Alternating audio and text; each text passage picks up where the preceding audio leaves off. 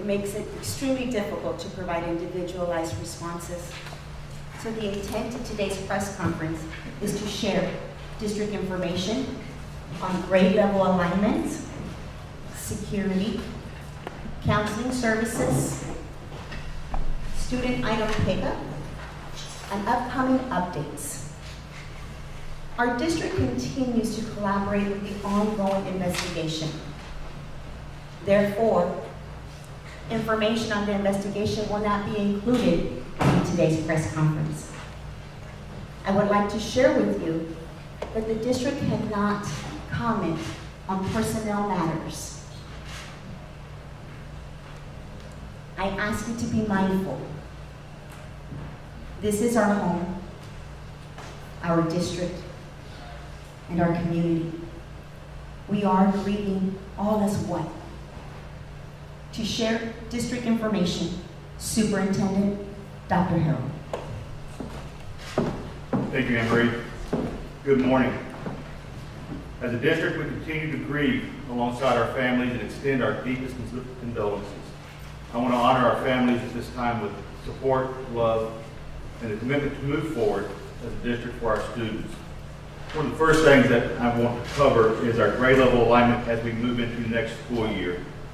Dalton Elementary will serve students in pre-K through second grade. This will keep the second grade, who are this past year's first graders, on that campus, a familiar campus with the staff that they're familiar with, as well as the landscape and setting they're familiar with. Flores Elementary will be home to grades 3 through 6. This will allow us to move all of our ROB students together as a cohort and allow us to better meet their unique needs as we move forward as well. There'll be more information coming forward as plans are finalized. Safety and security. Security walks have been conducted and will continue on all campuses. We're in the process of developing a list of actions we can take to strengthen security on all of our campuses. In addition, law enforcement officers have been assigned to each campus during summer school, and it is our goal to hire additional officers to be assigned to each campus for the upcoming school year. Counseling services. Our district will continue to provide counseling and support to our staff, families for the foreseeable future. Currently in our summer programs, we have counseling support available for all students on their respective summer school campuses, and can be provided by our trauma-trained counselors. If needed, counselors refer students and families to community providers for individual or group counseling and therapy. Students not attending summer school may receive counseling support as well. This is provided by Family Services Association, the Children's Bereavement Center, and Region 20 Educational Service Center. These services are located here at Benson, at the Benson Educational Complex, between the hours of 10 a.m. and 6:30 p.m. Monday through Thursday, and through June 30th at this time. There's also a list of counseling resources available on our UCISD website. We have gotten calls about ROB student item pickups. Plans are being made to collect student items from the classrooms at ROB. So parents, please watch for updates with the dates, times, and locations for our families to collect their items. As we move forward through this summer, I will continue weekly updates. We recognize our families and staff have questions that we do not have answers to yet. But beginning next week, I'll provide weekly updates to share information with our students, parents, staff, and our community in similar fashion as we have done through the course of this past year. Another question I had this morning coming in was graduation. This morning, we have not had graduation yet for our seniors. We are meeting with our senior leadership team later today and discuss with them the possible options for a graduation ceremony or what that will look like as we move forward. So, at this time, that's all the updates I have. Ms. Anne-Marie, do you have? Before we take questions for Dr. Harrell, and we're only going to take a few questions, allow me to remind you, our district continues to collaborate with the investigation. Questions cannot be addressed in regards to the investigation. Please let me remind you that the district cannot address personnel matters in an open forum.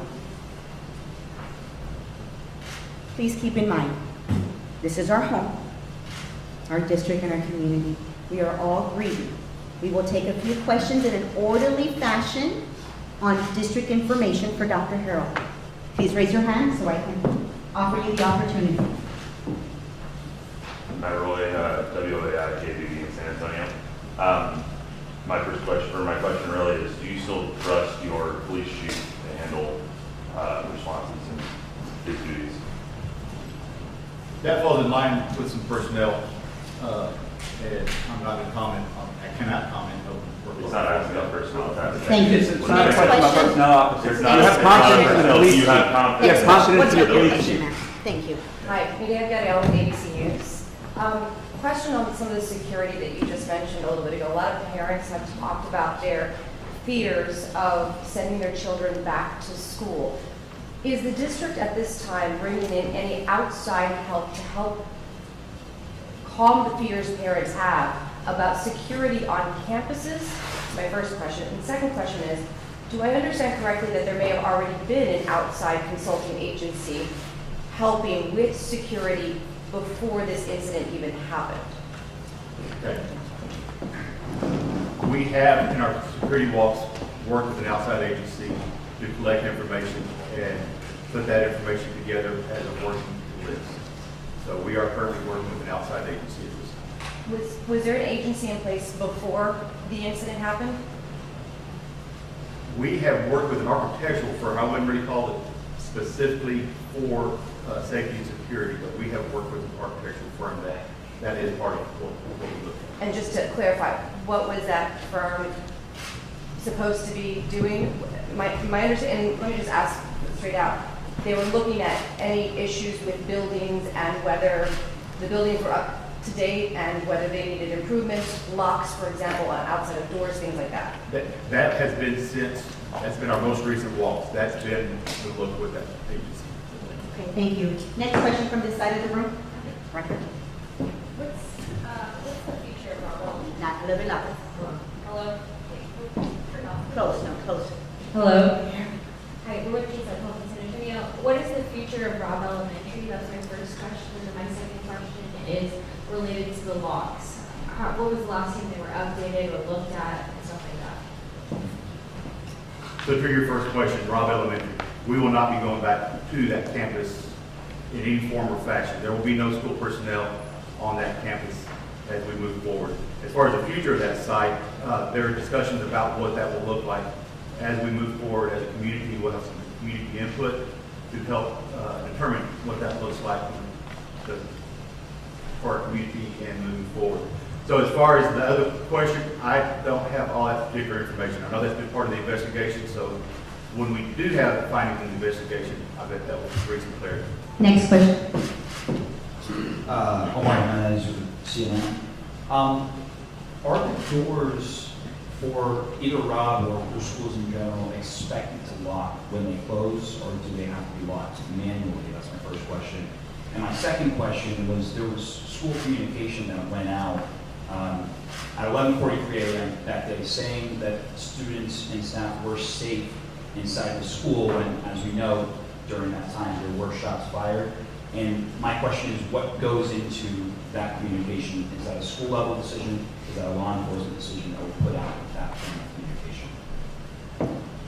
I'm going to jot those down. A lot of that sounds like it's will be in the investigation and the results for the investigation. But just generally speaking, even just for schools. I'm going to wait till the investigation comes out. I'm not going to get into it. Well, then forget Robb Elementary for a second. Generally, at schools in your district, We'll have some more updates on safety and security. Thank you, sir. Next question, right here, gentleman in the white shirt. Following up a little bit on Mr. Mendes' question, Ms. Espinosa, that some of those communications came from you. Little closer. Some of those communications came from you, put to Twitter and Facebook, that you signed your name to, saying that students were safe. Where did you get that information? Thank you, sir. I'll take the mic now. You Thank can you. answer the question, or I'll take the mic should now. I ask a different one? I'll take the mic now. We're going to move on to the next question, Dr. Harrell. Did you have a question? I can take I have a question, ma'am. Thank you. Yes, sir. Dr. Harrell, I just want to thank you for making time to answer our questions today. I'm Morgan Chesky with NBC News. I know you can't comment on personnel matters. Can you confirm if Mr. Arredondo is still a district employee? And if so, have you communicated with him at all? That's a personnel question. I'm not going to be able to answer that in a public forum. And I would like to reiterate my colleague's question from the back regarding where the information was gathered from whenever students were initially said to be safe. I take the mic now, sir. Just curious where that information came from when students were initially listed to be safe on the day of the shooting. I take the mic now, Doctor, sir. ma'am? Thank you. No answer.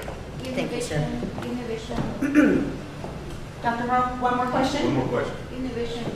Absolutely. Univision hasn't had the chance to talk. I think it's a waste of time as well. I want the New York Times. Can you discuss at all about Ronald's sister in school when he dropped out in October? And were you in touch with him? Or the school district was in touch with him after that? Again, that's going to be part of that investigation piece. There'll be more clarity when that investigation information is released. Why do you ignore the Hispanic media? This has been happening since day one. So let me ask a question. One more question, Dr. Sure, Hall. absolutely. And they- I know you say this is your community and that you're breathing and that we have to be respectful to the families, but this is also our community. This is my audience. We've been talking to the families and everybody that's mourning, and for them, this is not my message. This is their message. They need answers because this is also going to help them in the process of mourning, and they believe that authorities have been hiding and they haven't been straightforward about what's been happening. So when are they going to get more answers and more security? Because I'm sure if it was your child that had passed away or that was in danger, you would be feeling the same as these families. And they need answers, please. Okay. We are still working with the investigative agencies. I know there's some in office this morning, yesterday, so this investigation is ongoing. I'm not going to be able to speak on what we've been asked or what they have shared at this point. Again, that will come out in the time when those items are released. So doctor, how can Thank you so very much. How can